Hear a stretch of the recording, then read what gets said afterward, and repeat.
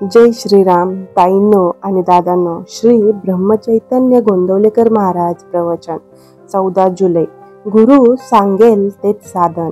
बघूया ह्याबद्दल श्री ब्रह्मचैतन्य गोंदवलेकर महाराज काय म्हणतात ते. परमार्थ म्हणजे काय हे मी तुम्हाला अगदी थोडक्यात सांगतो.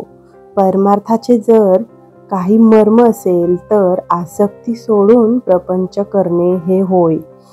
ज्याने आपल्याला प्रपंच दिला त्याचाच तो आहे असे समजून वागले म्हणजे आपल्याला त्याबाबत सुखदुःख बाधत नाही. हे साधण्यासाठी गुरुमुखाने दिलेले परमात्म्याचे नाम आपण घेत असावे. गुरु कुणाला करावे? जिथे आपले समाधान होते तेच गुरुपद म्हणावे. गुरुपद कुठेही एकच असते. गुरुला कुठे आडनाव असते का?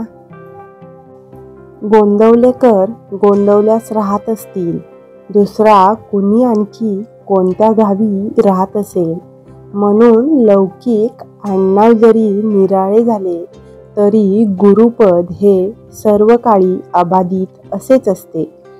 तुमचे जिथे समाधान झाले त्याला गुरु समजा आणि तो जे साधन सांगेल त्यातच त्याला पहा. त्याच्या देहाकडे पाहू नका. तो लुळा पांगळा आहे की काय हे पाहू नका. तो देहाने कसा ही असला तरी त्याने सांगितलेल्या साधनात राहा. त्याची लाज जिथून गुरुपद निर्माण झाले त्याला असते. गुरु आज्ञा हाच परमार्थ. तो सांगेल तेच साधन. तुम्ही आपल्या मनाने काहीही करू लागलात तर त्यात तुम्हाला यश येणार नाही. अभिमान धरून काही करू लागलात तर ते साधणार नाही. म्हणून अभिमान सोडून गुरुकडे जा. गुरु सांगेल तेच साधन हे पक्के लक्षात ठेवा. खरा परमार्थ हा लोकांना उपदेश करण्यासाठी नाही, तो सत्यकर्ता आहे. आपला परमार्थ जगाला जितका कमी दिसेल तितका आपल्याला फायदेशीर आहे. जगातल्या मोठेपणात मुळीच सार्थकता नाही.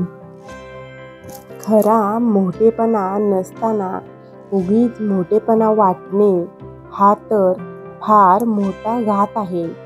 एकाने कोळशाचे दुकान घातले आणि दुसऱ्याने पेड्याचे दुकान घातले.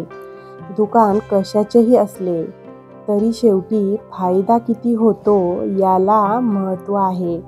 तसे प्रपंचात कमी जास्त काय आहे याला परमार्थात महत्त्व नसून मनुष्याची वृत्ती भगवंताकडे किती लागली याला महत्त्व आहे.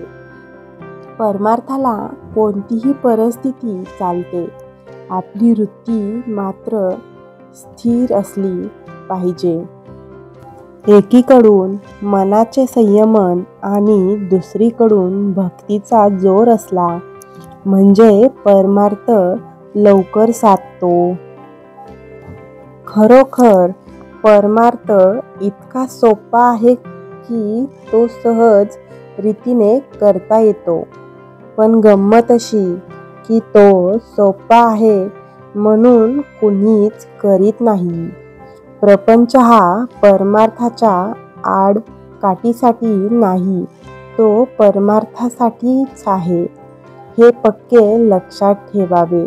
साधकाने देहाचे कर्तव्य राख्यावर टाकून मनाने मात्र ईश्वर उपासना करावी. बोधवाक्य. हृदयी ठेवावा राम, मुखी सदा त्याचे नाम. हातात असावे प्रपंचाचे काम, हेच खरे परमार्थाचे मर्म. प्रवचनाच्या शेवटी आपण सर्वांनी मिळून श्रीरामाच्या नामाचा जप करूया 11 वेळा. श्रीराम जय जय राम, श्रीराम जय जय राम, श्रीराम जय जय राम, श्रीराम जय जय राम, श्रीराम जय जय राम, श्रीराम जय जय राम, श्रीराम जय जय राम, श्रीराम जय जय राम, श्रीराम जय जय राम, श्रीराम जय जय राम, श्रीराम जय जय राम. श्रीरामाच्या चरणी नमन करून मी आजच्या प्रवचनाचा शेवट करते. धन्यवाद.